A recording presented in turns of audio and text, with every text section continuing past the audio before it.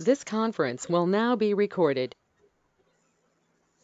और बच्चों कैसे हैं आप? सब बढ़िया होगा। तो आई होप जैसा कि मैं बोलता हूं कि आप पिछला सेशन जरूर देखे हैं। हम 6th सेशन में जाएंगे। आज हम रॉड्स लॉ इसमें करने वाले हैं। तो इससे पहले हमने 5th किया था, तो प्लीज कम इन सीक्वेंस और कोई मिस नहीं होना चाहिए, याद रखना। तो हमने पिछली क्लास में किया था एवेपोरेशन सॉल्यूशन 5 के अंदर, सॉल्यूशंस 5 के अंदर vapour pressure, the boiling point and the freezing point, हमने ये चीजें देखी थी। और अगर किसी ने कोई मिस किया है तो प्लीज आप पहले vapour pressure, boiling point, freezing देखिएगा, क्योंकि इसके बाद टॉपिक सीक्वेंस में मिलने वाला है। तो जो लोग रिवीजन कर चुके हैं उनके लिए हम आगे चलते हैं। आज के दिन का agenda is vapour pressure. Class notes के दौरान हम इसको वीपी एब्रीवेट करेंगे। याद रखिएगा, ये कोई आईयूपैक की कन्वेंशन नहीं है, तो ये हमने बनाया हुआ है। VP goes for vapour pressure. तो हमने vapour pressure of a single solution आपको बताया था कि this is going to be supposedly, एक हमारे पास वेसल है और हमने इसके बीच में कोई लिक्विड भरा हुआ है। कुछ समय के बाद जब rate forward evaporation rate backward condensation के बराबर हो जाता है, तो उस समय एक फिक्स टेम्परेचर के ऊपर जितना भी प्रेशर वेपर्स लगाने वाले हैं, हम उसको बोलने वाले हैं the vapour pressure. Fix temperature के ऊपर हमने कहा कि factors affecting vapour pressure is nature of the liquid and temperature. ये दोनों चीजों से ये डिपेंडेंट होता है। याद रखिएगा, सरफेस एरिया के ऊपर वेपर प्रेशर डिपेंडेंट नहीं होता है, क्योंकि force per unit area is known as pressure. तो अगर आप एरिया बढ़ाएंगे तो डेफिनेटली मास उतने एरिया के ऊपर, फोर्स उतने एरिया के ऊपर भी डबल पड़ेगी, वो एक दूसरे को नलीफाई कर देगी। We discussed cryoscopy and ebullioscopy. So in between these two limits, freezing point और boiling point के बीच में आती है liquid state, और हम यहाँ पे रहने वाले हैं। अब हम यहाँ से आगे जाने की तैयारी कर रहे हैं और let's move ahead. So that's we discussed. Raoult's law. Again बेटे, केमिस्ट्री तो लैंग्वेज ही एब्रीवेशन की है, तो कोई ना कोई इसकी एब्रीवेशन बना लेनी चाहिए। बार बार लिख लिख के भी क्या करेंगे। सो क्लास नोट्स के दौरान आरएल रॉल्ट्स लॉ को डिस्कस करेगा। शुरू करते हैं। Liquid solutions are formed when solvent is a liquid and the solute may be gas, a liquid or a solid. That is, हम आपको एक बनाएंगे the liquid liquid solution. Liquid liquid solution क्या होगा? सॉल्वेंट लिक्विड होगा और solute भी आपके पास लिक्विड ही होगा। सॉल्वेंट प्लस सॉल्यूट, ये आपके पास लिक्विड है और ये आपके पास लिक्विड है। ध्यान दीजिएगा, हम इसको वोलेटाइल, मतलब जिसका वेपर प्रेशर होगा, बोलने वाले हैं। This is going to be the A. ये हम इस प्रकार का सॉल्यूशन आपसे डिस्कस करने वाले हैं, right? Raoult's law for volatile solute. Now we will be having, अब एक और प्रकार का सॉल्यूशन हम इंट्रोड्यूस करेंगे, बी वाला। सॉल्वेंट तो जरूरी है, दैट इज लिक्विड ही होगा, क्योंकि हम लिक्विड सॉल्यूशंस चैप्टर में ही घूम रहे हैं। बट यहाँ पे फर्क क्या होगा? जो सॉल्यूट होगा वो सॉलिड होएगा, सॉलिड। और हम उसको नॉन वोलेटाइल, जिसके वेपर नहीं बनेंगे, वो बोलेंगे। प्लीज यहाँ पे मैं ऐड करना चाहता हूँ, NaCl होगा, यूरिया होगा, सुक्रोज होगा, बला बला बला, सॉलिड। बट इनके अलावा हमारे पास कुछ ऐसे लिक्विड्स भी हैं जिनकी होल्डिंग फोर्सेस बहुत ज्यादा है, हम इनको भी बोलने वाले हैं non volatile. For example, this is going to be ethanol, sorry ethanediol glycol जिसको बोलते हैं, एंड ग्लीसरीन। ये कुछ ऐसे लिक्विड हैं जो बी वाले टाइप में आएंगे। यहाँ पे हमारे पास जो सॉल्यूट होगा वो आपके पास होने वाला है, कौन सा? The non volatile. ये आपके पास एक प्रकार के हम डिस्कस करवाने वाले हैं रॉल्स लॉ के नीचे, और बेटे ये वाले जो होंगे ये हम आपको दूसरे प्रकार के सॉल्यूशंस करवाने वाले हैं, सॉलिड इन लिक्विड। वेदर मैं पूरा चैप्टर ही इस डिस्कशन के आगे पीछे बांध दूंगा इन दोनों सॉल्यूशन के ऊपर। तो एक एक करके पढ़ते हैं हम। पहले ये जो येलो मैंने शेड किया था, that is solvent is volatile and solute is volatile, ये हम आपको डिस्कस करवाने जा रहे हैं। टॉपिक इंपॉर्टेंट है, आसान है, आपको कुछ और रेफर करने की जरूरत नहीं है, दिस कंटेन्स एवरीथिंग बच्चे। सो हमारा टॉपिक क्या है? Vapour pressure of liquid liquid solution and Raoult's law, और you can say Raoult's law for volatile solute, Raoult's law for volatile solute. पहले जो हम आपको करवाए थे वो एक प्योर सॉल्वेंट था, अब हमने सॉल्यूशन की बात कर रहे हैं। When a binary solution of two volatile liquid is placed in a closed vessel A plus B, दोनों component would evaporate and eventually an equilibrium would be established between vapor phase and the liquid phase। वहां पे भी vapour pressure में हमने यही किया था। In case of binary solution of volatile liquid, the vapor phase consists of दोनों component उसमें आ जाएंगे, सोल्यूट का भी होगा और सॉल्वेंट का होगा। आप इमेजिन करके देखिए कि मेरे पास ऐसे ही समझाने के लिए बोल दिया, एक नीले रंग का लिक्विड है और एक से पीले रंग का लिक्विड है, तो अब जो ऊपर वेपर होगा उसमें नीले रंग के लिक्विड के भी वेपर होंगे और पीले रंग के भी आपके पास वेपर होंगे, खिचड़ी बन जाएगी। ऊपर हमारे पास दोनों वेपर्स होंगे। तो रॉल्स लॉ हमें बताने वाला है कि इस सिचुएशन में हमारा वेपर प्रेशर क्या होगा मिक्सचर का। A French chemist, Mr. Raoult, 1886 के अंदर gave a quantitative relationship between partial pressure and mole fraction of two component। हम जानते हैं ना नंबर ऑफ मोल फ्रैक्शन कैसे निकालते थे, number of moles of that component divided by total number of moles. हम इस वक्त बाइनरी सॉल्यूशन लेके चले हैं दो कंपोनेंट का। This relationship is known as Raoult's law, which says at a given temperature for a solution of volatile liquid, right, the partial vapor pressure of each component in solution is equal to the product of vapor pressure of pure component and its mole fraction, कि जो vapour pressure होगा that is going to be function of each component की mole fraction. समझते हैं बेटे? यहाँ पे हम एक समझने के लिए प्रैक्टिस करते हैं, वापस वहीं पे ही आऊंगा। तो ये आपके पास समझाने के लिए प्योर ए था, तो इस वक्त जो भी वेपर प्रेशर था वो ए की वजह से था। ये बच्चों समझाने के लिए मैंने एक और सॉल्यूशन लिया है, ये डार्क ब्लू रंग का है, तो इसमें सिर्फ बी था और इसका पीवी नॉट था। हमने इन दोनों को इसमें से n नंबर ऑफ मोल्स इसके लिए, इसमें n नंबर ऑफ मोल्स इसके लिए, और हमने एक मिक्सचर बना दिया है सॉल्यूशन का जिसमें दोनों मोल फ्रैक्शन है। तो यहाँ पे हमारे पास इसकी मोल फ्रैक्शन XA ले सकते हो, आप कई ए भी कहीं बुक लिखेंगी, इसकी मोल फ्रैक्शन कई भी ले सकते हो। तो रॉल्ट सर बोलते हैं कि the vapour pressure of each component PA in the mixture is directly proportional to its mole fraction. PB is directly proportional to its mole fraction in the solution।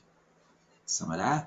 Raoult sir क्या बोल रहे हैं कि मोल fraction of the component in the solution liquid phase में control करेगी उसके vapour pressure को, and जो दूसरा होगा, रिपीट कर रहा हूं बेटे ताकि बार बार जरूरत नहीं पड़ेगी, PB इस प्रकार से आ जाएगा, XB के प्रोपोर्शनल होगा।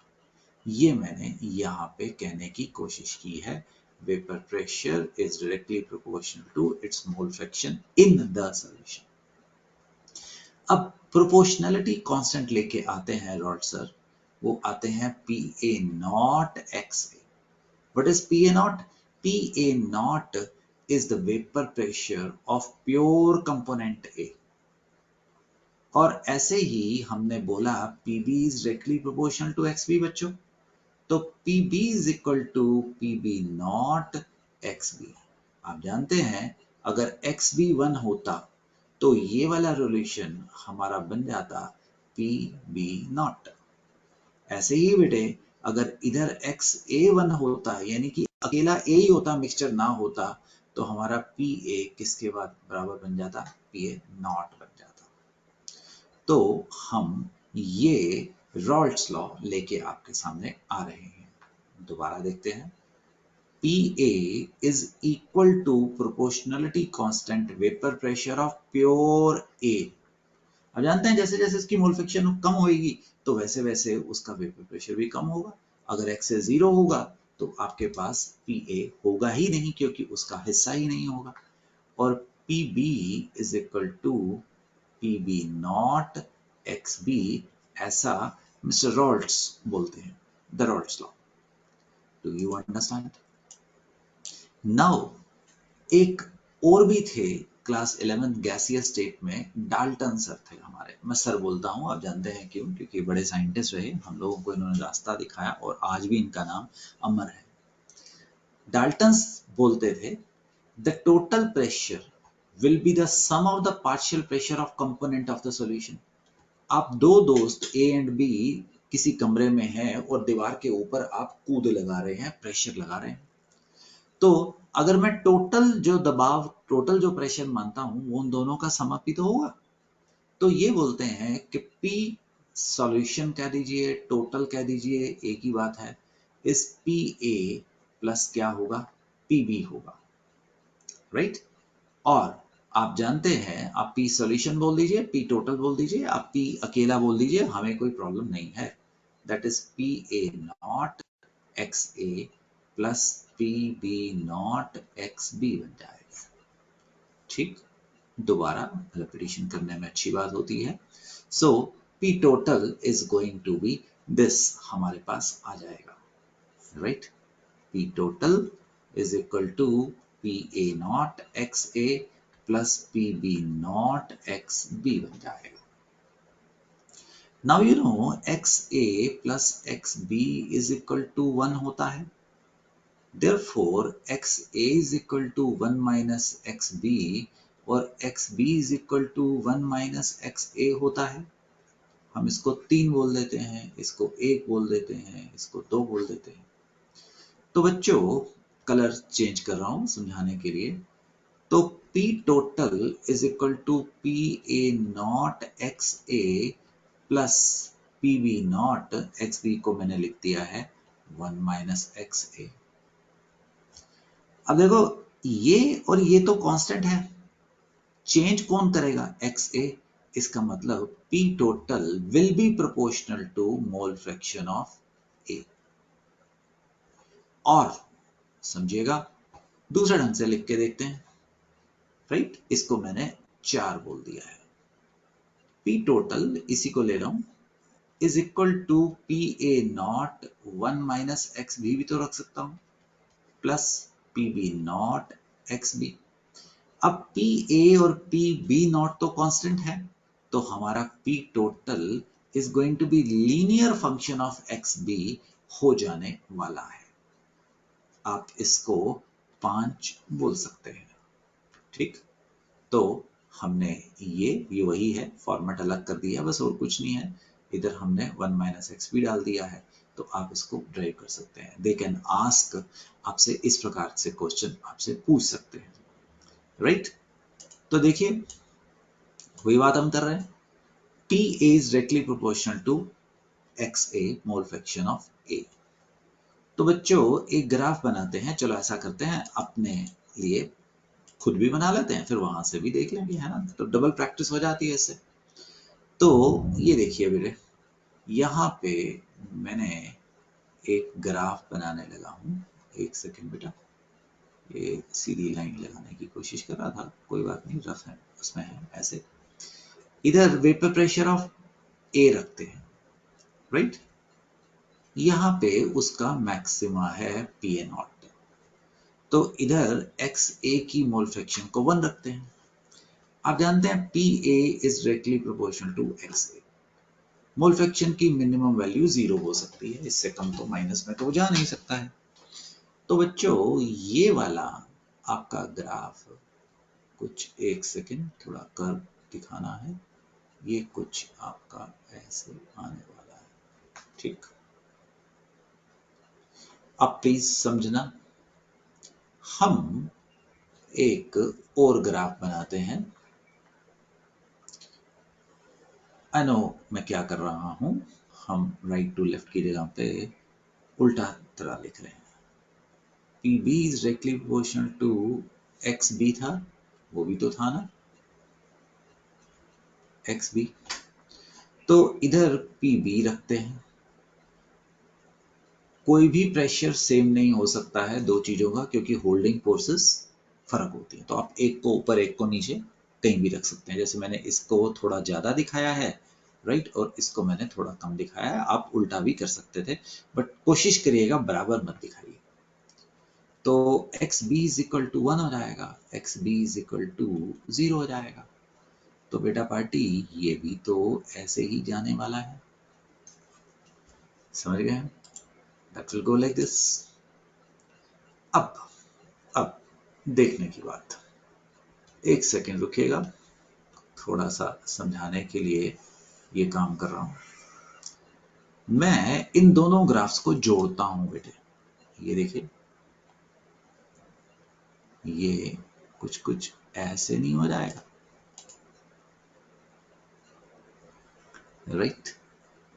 दोनों को जोड़ देता हूं, थोड़ा और ठीक करता हूं, 1 मिनट आप मुझे दीजिएगा। देखिए ये इंपॉर्टेंट चीज है, मैं वो ओवरलैप कर गया था ना पुत्रों, तो इन्हों थोड़ा थल्ले रख लेने, ठीक। इधर XB is equal to 1, Punjabi में इधर XB इज इक्वल टू 0 रख सकते हैं। सो नोटिस ये मेरे बच्चों, ये देखिए, इधर जोड़ देते हैं। अरे ये आपने क्या कर दिया, अरे वाह, समझ पा रहे? दोनों को मिलाने के बाद ऐसा, ठीक है जी, और ऐसा। आई होप यू अंडरस्टैंड। दोनों को मिक्स करके मैं ऐसा ग्राफ बना सकता हूं। और रॉड्स जी क्या बोलते हैं कि total pressure is going to be sum of. तो अगर मैं टोटल प्रेशर को देखूं तो मेरा जो P टोटल होएगा वो इन दोनों का सम अप नहीं होएगा। This will be the total pressure, हमारे पास ये आ जाएगा, ये वो उन दोनों में से ऊपर ही होगा, क्योंकि सम टोटल कर रहे हैं ना, तो उसका x यूनिट है, उसका y यूनिट है, तो मिला के कितना हो गया, x प्लस वाई होगा। तो definitely P total is going to be more than PA and more than PB। तो दोनों के मुकाबले वो ऐसा ही आपके पास आने वाला है। That is the Rawls law I am discussing. ये आप यहाँ पे पढ़ लेंगे, हमने आपको अभी भी समझाया है, ठीक है जी। ये आप रीड कर लेंगे, ये मैं करवा चुका हूँ। स्पीड कम करके आप प्लीज इसको जरूर पढ़िएगा, देखिएगा, समझा चुका हूँ। प्रैक्टिस अभी और करने वाली है, अभी खत्म नहीं हुई है, ठीक। तो एक बार रिव्यू करते हैं। मैं, आपने देखा कि 10 बार रिव्यू करता हूँ। रॉल्स लॉ, एवरीथिंग भूल जाओ कि तुम्हें कुछ आता है, ठीक है। जैसे जैसे मैं रिपीट करूंगा तो तुम्हें उसकी मदद मिलेगी। It helps in predicting the vapour pressure of solution having more than one component. आपसे पूछा गया रॉल्स लॉ करते क्यों भाई, टाइम क्यों खराब कर रहे हो, आप कहेंगे जी ये हमें बताएगा सॉल्यूशन का वेपर प्रेशर, ठीक। ऑफ कोर्स इन्होंने थ्योरी भी और इन्होंने एक्सपेरिमेंट भी किया होगा। तो बेटा पार्टी प्योर ए है, इसका वेपर प्रेशर PA नॉट है, समझ गए। आपके पास प्योर बी है, कलर कंट्रास्ट मैंने समझाने के लिए बनाया है। आप लोगों को स्कूल के अगर टेस्ट में बनाना है तो ये सुंदर सुंदर कलर नहीं यूज करने, आप एक यूज करिए, टीचर समझ लेगा। तो हम इन दोनों को मिक्स कर देते हैं। तो इसमें A प्लस बी दोनों की mole fraction XA XB respectively है, that is solution of A and B।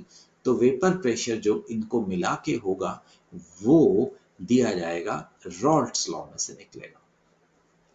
vapor pressure of a component in a mixture of two volatile component is proportional to its mole fraction. PA is directly proportional to XA. PA is vapor pressure of A in solution. And proportionality constant is PA naught, where PA naught is vapor pressure of pure A, X is the mole fraction of A, X और chi. बच्चों अभी rough में आप please ये वाला relation copy करें. मैं जानता हूं मैं क्या कर रहा हूं. हमने ऐसे याद नहीं कराना ना, हमने रिपीट करने से याद कराना है. जैसे लैंग्वेज आपने कभी कोई सीखी नहीं थी, वो रेपिटेशन से सिखाई थी. हो गया. अब आगे तो उसी प्रकार से जैसे आपने वो निकाला है, आपने PB is equal to PB naught XB. I wish बच्चों कि आप ये सेकंड वाला रिलेशन भी अपनी नोटबुक में कॉपी करो. Similarly, now according to Dalton's law of partial pressure, class 11th, the total pressure is going to be sum total, right, of the two. Please copy third relation also. Rough में करो.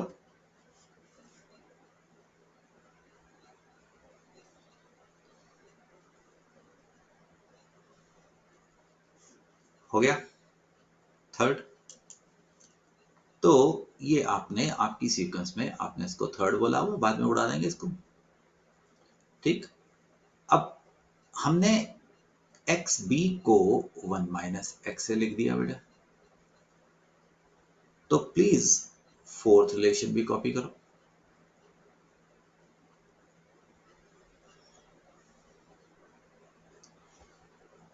Also इस relation में से XA is equal to 1 minus XB. तो बेटा party fifth relation को भी copy करें. कॉपी इसलिए नहीं कह रहा हूं कि मुश्किल है, कॉपी इसलिए करने को कह रहा हूं कि ये आसान है और हमने इसके ऊपर बहुत सारे न्यूमेरिकल्स देखने हैं बेटे. तो हो गया. मैं इसको रब कर रहा हूं. ठीक. मुझे ये रिलेशन चाहिए होंगे. प्लीज याद मत करिएगा, हमें याद नहीं करवाना है. मैं याद करवाता ही नहीं हूँ. ऑर्गेनिक केमिस्ट्री भी देखना, हमने याद करवाना ही नहीं है. तो आप समझ पा रहे हैं ऐसा कुछ ग्राफ हुआ. इधर PA नॉट रखा है, राइट, और इधर XA इज इक्वल टू 1 रखा है. इधर PB नॉट रखा है, इधर XB इज इक्वल टू 1 रखा है. अब इन दोनों को मर्ज करने वाला हूं. ये एक आ गया, ये दूसरा आ गया, कंबाइन करके जब हमने लिख दिया है, राइट. और टोटल वेपर प्रेशर हमारा अभी अगले पेज पे कराऊंगा, इधर आएगा. नाउ मैं रिवीजन में डाल रहा हूं क्लास 11 डाल्टन्स लॉ. बच्चों डाल्टन्स लॉ कहता था व्हेन टू और more non reacting gases having mole fraction, gases के लिए Y लिखा है, अभी समय दीजिए, बस अभी मान लीजिए वो गैसेस की है, अभी हम वेपर की बात कर रहे हैं. In a mixture having total pressure PT, then the partial pressure of A component will be directly proportional to its mole fraction in the gas phase. आपके पास कोई दो गैसेस हैं, देखो दोनों में अंतर चल रहा है बेटे. ये आपके पास दो गैसेस हैं, यहाँ लिक्विड का कोई लेना देना नहीं है, A एंड B. इसकी मोल फ्रैक्शन YA है, इसकी मोल फ्रैक्शन YB है. तो P total is going to be PA plus PB. ऐसा उन्होंने बताया. किन्होंने बताया? हमारे डाल्टन सर ने बताया. तो वो ये भी कहते हैं कि PA is directly proportional to YA. X liquid की मोल फ्रैक्शन भी बोल दिया और Y उसको बोल दिया. और PA is equal to P total into YA. और PB is directly proportional to YB. तो PB is equal to बच्चों P total into YB बोल दिया. प्लीज ये गैस फेज में है, मैं बार बार रिपीट कर रहा हूं, यहाँ पे लिक्विड नहीं है, वो कहानी एक अलग है, ये कहानी एक अलग है, हम इन दोनों को मिलाने जा रहे हैं। ठीक है, क्यों करवाने जा रहा हूं? क्योंकि आपको मुझे कुछ सिखाना था। ये मेरी हैंडराइटिंग कभी कभी ऐसी भी होती है, चलाओ, हम सब हमेशा सुंदर काम ही नहीं करते हैं, बट नॉलेज सुंदर है। क्वेश्चन की फॉर्म में लेके आओ बेटे, how to calculate the mole fraction of different component in vapour phase.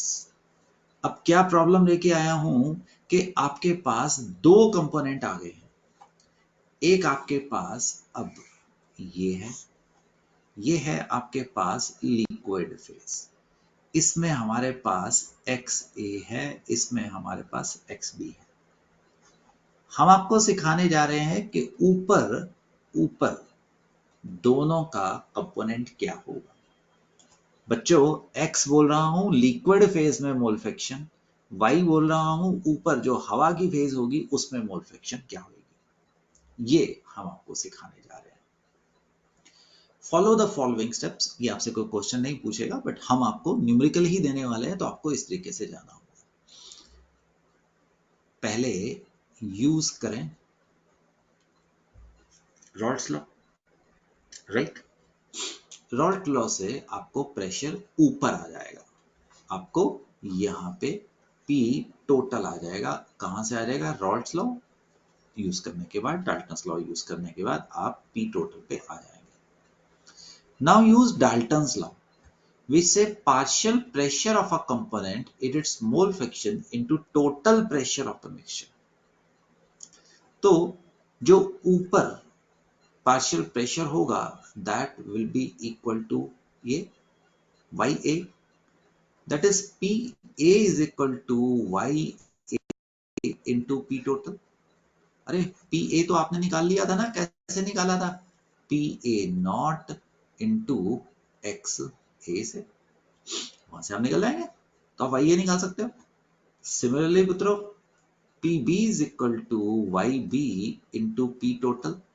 तुम्हें पता है हम ये तो P total तो हम निकाल ही चुके हैं, राइट, और ये भी निकाल चुके हैं। किसके बराबर है? PB naught XB is equal to YB into P total। YB निकल जाएगा,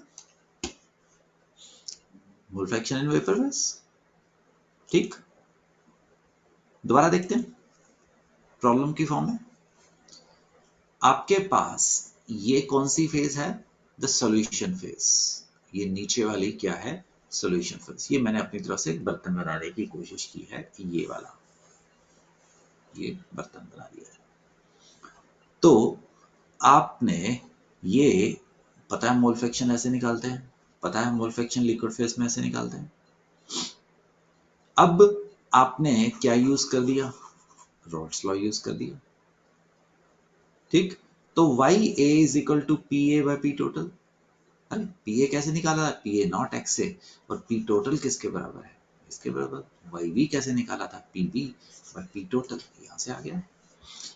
अब हो सकता है कि आप में से कुछ लोगों को ये समझ नहीं आया हो, तो मैं चाहूंगा कि आप इसको रिपीट करिए, अपने हाथ से यहाँ पे होल्ड करिए, राइट, और इसको कॉपी करिए, क्योंकि न्यूमेरिकल आने हैं। दोबारा, how to calculate this, right, mole fraction in vapour phase. तो calculate the P total using Raoult's law, ठीक। Now YA is equal to PA by PT, YB is equal to PB by PT। आप जानते हैं कि अब एक बार practice कर लेते हैं बेटे, फायदा ही होएगा, कोई नुकसान नहीं होने का। तो आप जानते हैं कि ये जो आपके पास PA है, ये किसके बराबर है? PA नॉट XA, जो P टोटल है वो PA naught XA plus PB naught XB, and similarly ये भी वैसे निकल आएगा। That will be the way, ठीक। रॉल्स लॉ हमने आपको लिखना सिखाया। हम कर क्या रहे हैं? हमने आपको अभी अभी सिखाया है vapour pressure of liquid, liquid solution कैसे निकालना है रॉल्स लॉ से। उसके साथ साथ हमने आपको ये भी सिखा दिया है कि वो अगर आपके पास वेपर फेज में जाना हो तो आप कैसे उसकी मोल फ्रैक्शन निकाल सकते हैं। राइट जी, समझ गए? तो चल रहे आगे। अब बच्चों हम आपको सेकंड पार्ट में लेके आ रहे हैं। रॉल्ट्स लॉ प्रिडिक्ट करेगा फॉर नॉन वोलेटाइल सोल्यूट्स, जो सॉल्यूशन होगा उनके लिए भी। दैट इज रॉल्ट्स लॉ दोनों के लिए हो सकता है। Solution having volatile solvent and volatile solute often called liquid in liquid. अब हम सेकंड की तरफ बढ़ रहे हैं बच्चों, वो हमने निकाल लिया है। For solution having non volatile solute in a volatile solvent, urea, glucose, example polyethylene glycol को पैग बोलते हैं, polyethylene glycol, glycol CH2 CH2 दोनों पे OH लगा, ऐसे ग्लिसरीन इन वाटर भी बोलते हैं, वो भी यहीं पे आएगा। अब मेरे प्यारे से बच्चों हम आपको यहाँ पे लेके जा रहे हैं। पानी के अंदर चीनी डाल दो, नमक डाल दो, यूरिया डाल दो, कोई भी ऐसी चीज डाल दो। ठीक, मैं क्वेश्चन की फॉर्म में लेके आया हूं, very important, so kindly notice. एक सेकेंड बेटे, एक मिनट दीजिएगा। यस, कुछ किया है मैंने आपके लिए, स्लाइड छोड़ी है ताकि अगर यहाँ पे मैं कुछ लिख दूं तो आपके नोट्स के लिए बची रहे। Vapour pressure of a solution having non-volatile solute in the volatile solvent is always lesser than that of pure solvent. मतलब अगर आपके पास supposedly प्योर पानी है, उसके वेपर प्रेशर को हम P नॉट बोल देते हैं। अब हम उसमें मुट्ठी भर चीनी डाल देते हैं। तो अब जब आप उसमें चीनी डालेंगे तो उस सॉल्यूशन का जो वेपर प्रेशर होगा से उसको P बोल देते हैं। चीनी के डालने से वेपर प्रेशर सदा always always no exception non volatile solute के डालने से हमेशा कम होएगा। क्वेश्चन को समझे? हमारे पास प्योर A है, सॉल्वेंट है, वोलेटाइल है, तो इसमें वेपर्स ऑफ A होंगे और इसका वेपर प्रेशर आप लोगों ने PA नॉट बोल दिया। अब आप इसमें NV का मतलब नॉन वोलेटाइल, जो ना उड़े, जैसे कि नमक हम बोल रहे हैं, डाल देते हैं। अब non volatile solute will occupy some surface, ठीक, तो उसकी वजह से जो ऊपर number of moles per unit area से उड़ रहे हैं वो कम हो जाएंगे। जब वो कम हो जाएंगे तो ऑब्वियसली हमारा वेपर प्रेशर कम हो जाएगा, क्योंकि ऊपर फोर्स कम हो जाएगी। आप दूसरे तरीके से भी देख सकते हैं, P total is PA plus PB। PB तो जीरो होगा, क्यों जीरो होगा? क्योंकि नॉन वोलेटाइल है, तो P total is equal to PA हो जाएगा, और PA इस वक्त PA नॉट से तो कम ही होगा, क्योंकि सॉल्यूशन में मोल फ्रैक्शन तो कम ही होगी। मैं यहां से दिखाने की कोशिश कर रहा हूं, ये लाल वाले मॉलिक्यूल आके नॉन वोलेटाइल थोड़ी जगह ले रहे हैं एंड उनको उड़ने की जो एरिया है वो कम मिलेगा फिक्स्ड एरिया में पहले वाले सॉल्यूशन के मुकाबले। On adding non-volatile B to volatile A, some surface area will be occupied by non-volatile B. मैं कह रहा हूं सरफेस एरिया पे डिपेंडेंट नहीं होता, बट पहले वाले के मुकाबले अगर आप कंपेयर करें तो यहाँ पे उड़ने के लिए मॉलिक्यूल्स को जगह कम मिलेगी as compare to this. Comparison हो रहा है ना, ठीक। The escaping tendency of A will decrease in solution with respect to pure solvent. Hence, the vapor pressure of solution having non-volatile B in volatile A will be always lesser than that of pure solvent. क्या कहना चाह रहा हूं बच्चों? दोबारा देखिए, ये तो PA नॉट है, ये अकेला P टोटल कह दीजिए और PA कह दीजिए। The PA will be always lesser than that is we are discussing. ये हम आपको कहने की कोशिश कर रहे हैं। जब भी नॉन वोलेटाइल सोल्यूट आएगा, वेपर प्रेशर हमेशा हमेशा हमेशा के लिए लॉक कर दो, कम ही होने वाला है। बच्चों, इस क्वेश्चन को आप कॉपी करेंगे, स्लाइड को पॉज कर देंगे, कॉपी करेंगे, स्लाइड को पॉज कर देंगे, कॉपी करेंगे। तो चलते हैं, हम आपको क्या करवाने वाले थे। अब हम आपको उसी में एक मैथमेटिकल रिलेशन में लेके जा रहे हैं, किसके लिए, जो आपको नॉन वोलेटाइल सॉल्यूट हमने डिस्कस किया। तो बढ़ते हैं पुत्रों, और ये देखिए P total P A plus P B, अरे पी बी तो जीरो हो गया, why, this is non volatile. तो P total is equal to PA is equal to PA naught XA.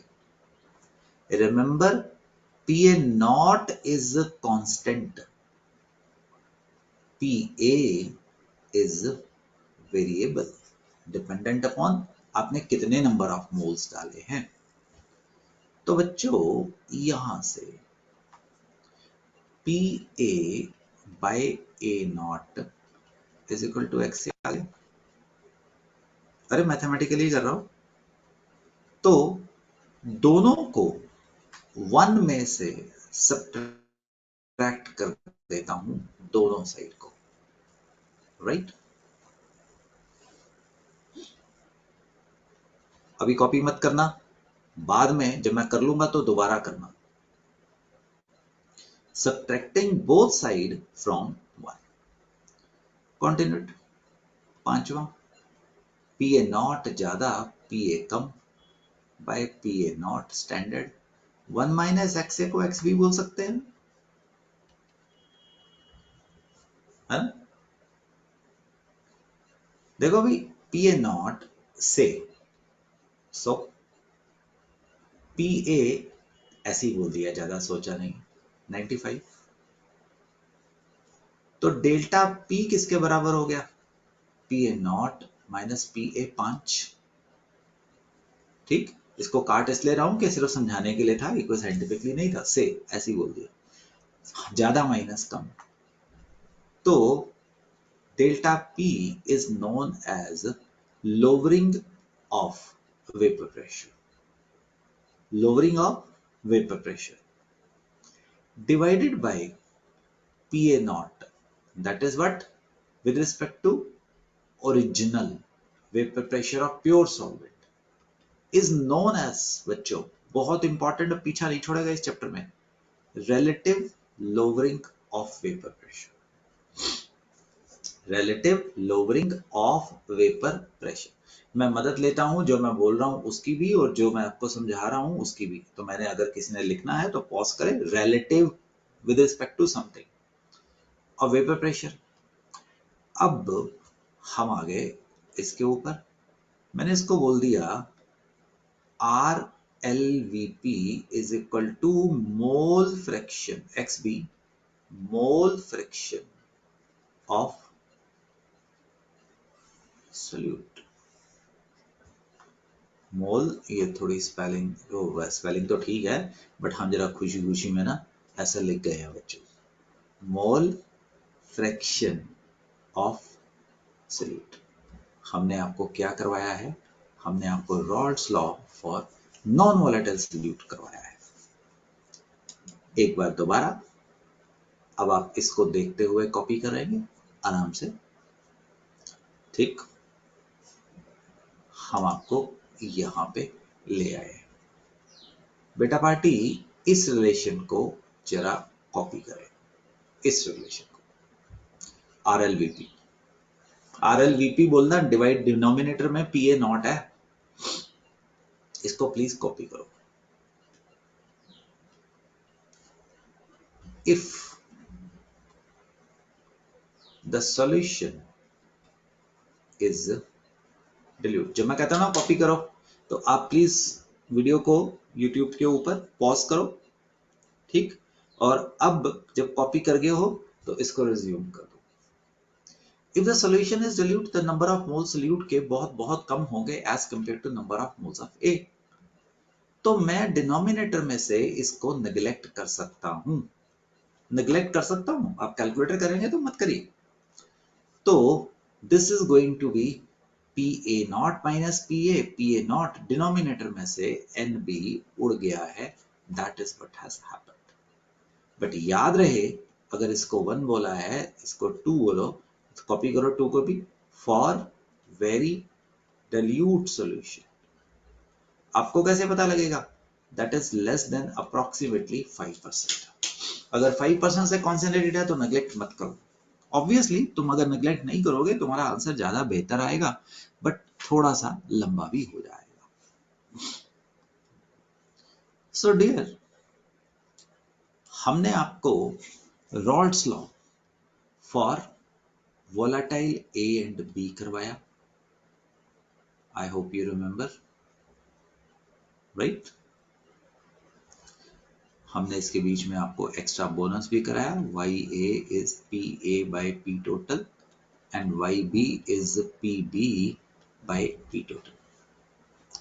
और हमने आपको Raoult's law for volatile A and non volatile B भी करवाया. मैंने इसको 2 बोला है और मैंने इसको 3 बोला है. That is relative lowering of vapour pressure is equal to mole fraction of solute. दोनों अलग अलग हैं.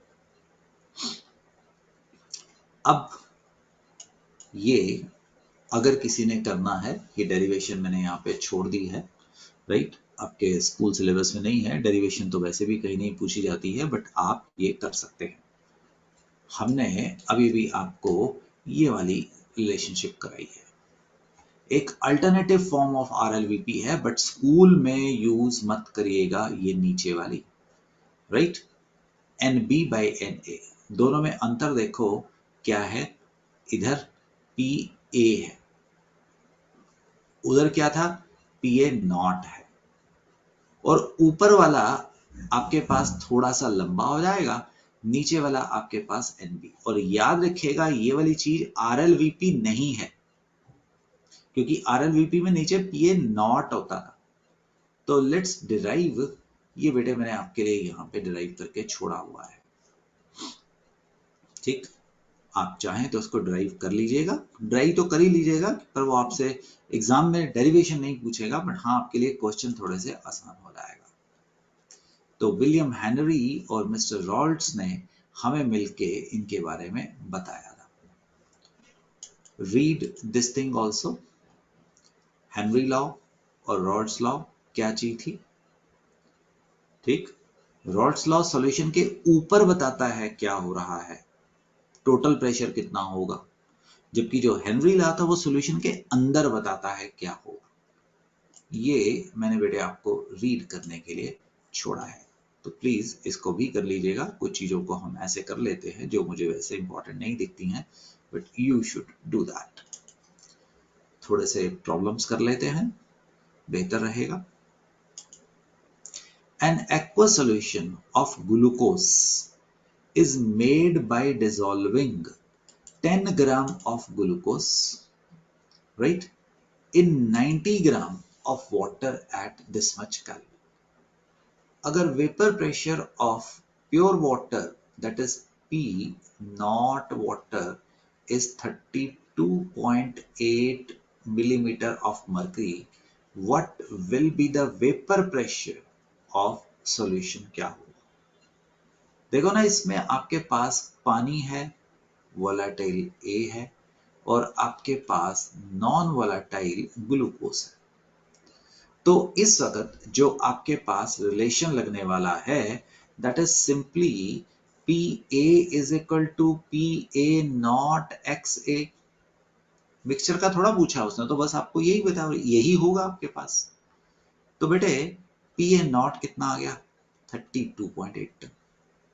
मोल फ्रैक्शन आपके पास ये X A 90 gram of water है, ठीक है, 90 ग्राम ऑफ वाटर है. So this is going to be 90/18, 90/18 plus वो कितना डाला था? ग्लूकोज का molar mass is 180. That will be your क्या होगा? आंसर होगा. सॉल्व कर लेते हैं. So this is going to be 5. Oh मैंने सॉरी बेटे, ये प्लस गलत लगा दिया, आई एम वेरी सॉरी, अभी ठीक कर रहा हूँ. गलती गलती गलती गलती गलती गलती, ये कहाँ से आ गया, अभी हो गया। सो दिस इज 5 प्लस 10/18 मोलैरिटी से निकाला था 0.0556। तो आप अप्रोक्सीमेटली चाहें तो 5/5 1 के करीब भी ले सकते हैं, बट आप अगर एक्यूरेटली कैलकुलेट करेंगे तो this is going to be 32.44 आ रहा है। प्लीज क्वेश्चन को रिपीट करिएगा, मैंने यहाँ पे आपके लिए दोबारा भी किया है। दोबारा देखते हैं, क्वेश्चन को पढ़ो बेटे। At 298 Kelvin, the vapor pressure of pure benzene at this much bar and vapor pressure of pure toluene is this much. If the mole fraction of benzene is this, what is the total vapor pressure solution?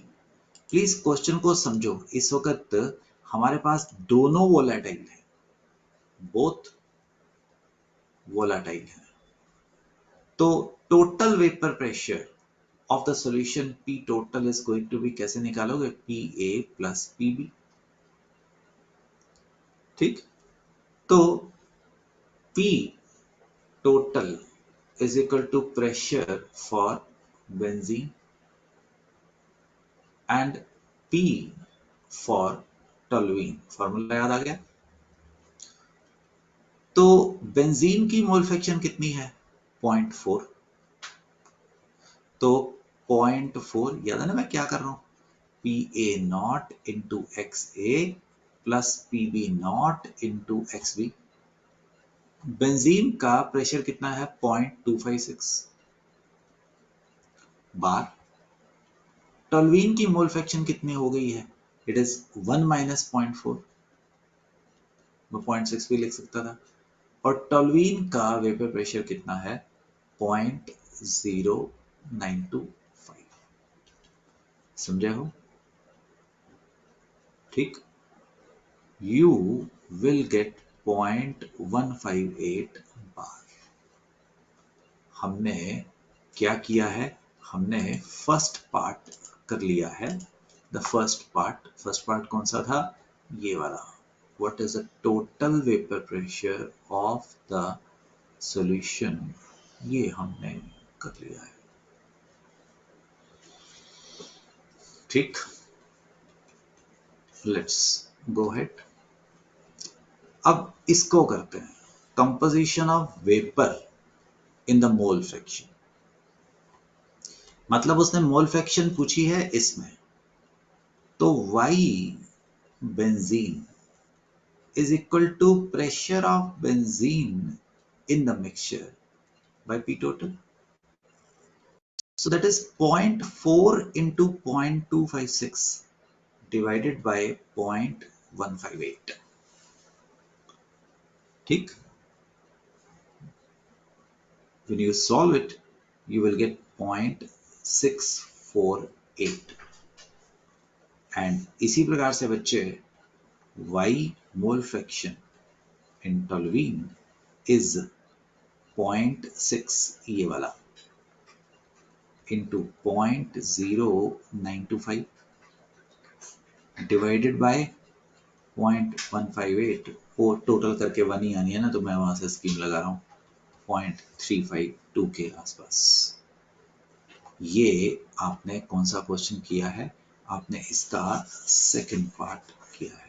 ऐसा नहीं करते हैं, ऐसा कर देते हैं। ये मैंने आपके लिए दोबारा के लिए छोड़ दिया है, तो प्लीज आप इसको करने वाले हैं। एक क्वेश्चन और करते हैं, हिंट्स ये वही वाला है जो हमने अभी किया था। ये आपको होमवर्क में दे रहा हूँ, हम नहीं करेंगे क्योंकि हम करेंगे तो हम ही करते रह जाएंगे। ये भी आपको होमवर्क में देने की कोशिश कर रहा हूँ बेटे, कोशिश क्या कर रहा हूँ, तुमने करना है। वाई, बिकॉज हिंट्स दे रखे हैं। ठीक, तो अब आगे नोवेलेफ लॉ सुनो, ये आपके स्कूल के सीबीएसई के सिलेबस में नहीं है। ये कहता है the vapour phase is always richer in the component which is more, which is नहीं, इसको which has more vapor pressure, that is which is more volatile, which has more vapor pressure or which is more volatile. तो आप imagine कीजिए ना, आपके पास पानी है और आपके पास इथेनॉल है।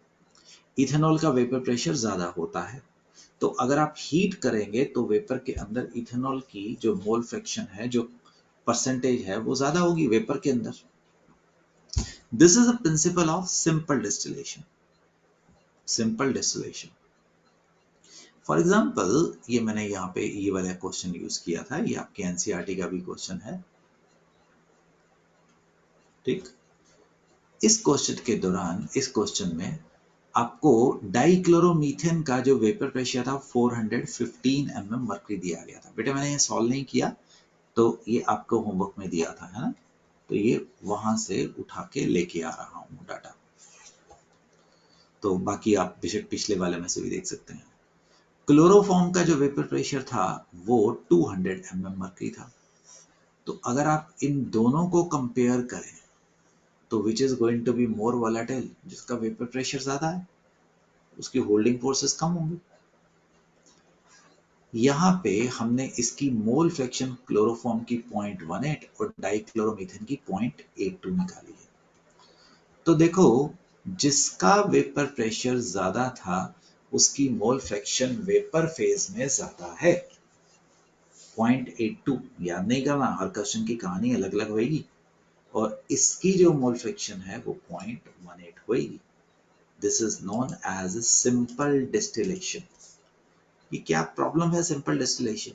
सिंपल डिस्टिलेशन कुछ ऐसा होता है, वेरी क्रूड डिस्टिलेशन अपरेटस, ठीक, कलेक्टिंग फ्लास्क, यहाँ पे एक जोड़ देते हैं डिस्टिलेशन अपरेटस, दोनों को ज्वाइन करना है।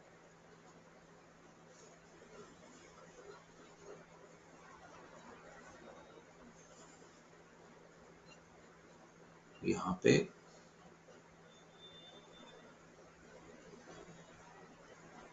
पानी आने के लिए छोड़ देते हैं,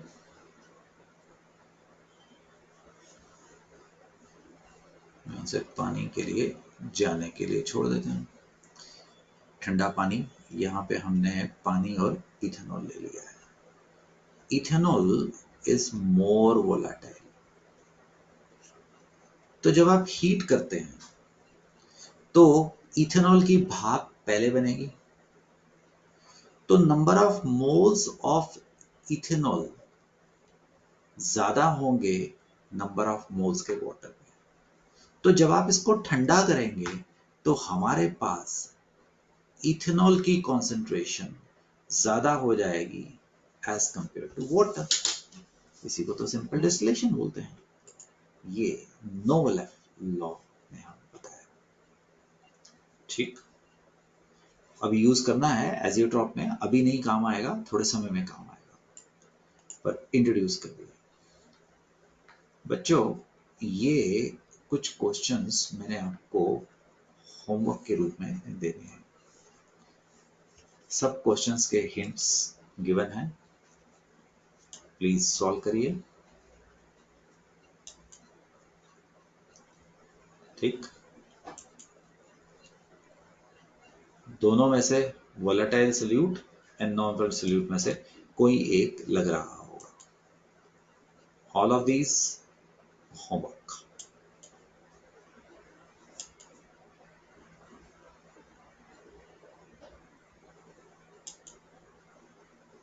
अब करवा चुका हूं। अब जैसे ये देखो, वेपर प्रेशर रिड्यूस टू 80%। आप देखेंगे नॉर्मल जो आरएलवीपी होगा ना, वो 0.01%, 0.02% ऐसे होगा, 1% भी नहीं होता। तो इसका मतलब this solution is not dilute, that is PA naught minus PA naught is equal to, मैंने पूरी तरह लिख दिया, WB by MB इसको नेग्लेक्ट मत करना नीचे, ये करते हैं ना नेग्लेक्ट, इसको नेग्लेक्ट मत करना। मैंने कोई चीज ऐसी नहीं दी है जिसके मैंने आपको हिंट्स नहीं प्रोवाइड किए। Solid work, right, homework, homework मुझे कहेंगे मैं भी कर दूंगा, बट आप ये आपको याद है, ये हमने आपको एक wise vapour pressure of aqua solution of glucose lower than that of water, because कुछ सरफेस एरिया ऑक्यूपाई कर देंगे नॉन वोलेटाइल सॉल्यूट के, और हमें वेपर प्रेशर घटता हुआ नजर आएगा हमेशा। It will be relative lowering of vapour pressure. So बच्चों, ये कुछ पढ़ने के लिए आपको होमवर्क दे रहा हूँ। इफ्लोरेसेंस क्या है, डेलिक्वेसेंस क्या है, और आपके पास हाइग्रोस्कोपिक क्या है, राइट। नेक्स्ट क्लास में मैं इसके ऊपर कुछ ऑब्जेक्टिव सॉल्व करने वाला हूँ जो हमने रॉल्स लॉ किया। आज आपको बहुत सारा होमवर्क दिया गया है, ये तकरीबन 10 के करीब क्वेश्चंस हैं, आप इनको करेंगे और अगली क्लास में हम इससे आगे जाने वाले हैं, राइट सन। तो कुछ बताने वाला? नो। तो तब तक के लिए जय Hind. Will see you again with numericals on Rawls law, और उसके बाद फिर मैं आपको आइडियल और नॉन आइडियल सॉल्यूशंस की तरफ लेके जाने वाला हूँ। ठीक है जी, bye, good luck, see you again, जय हिंद।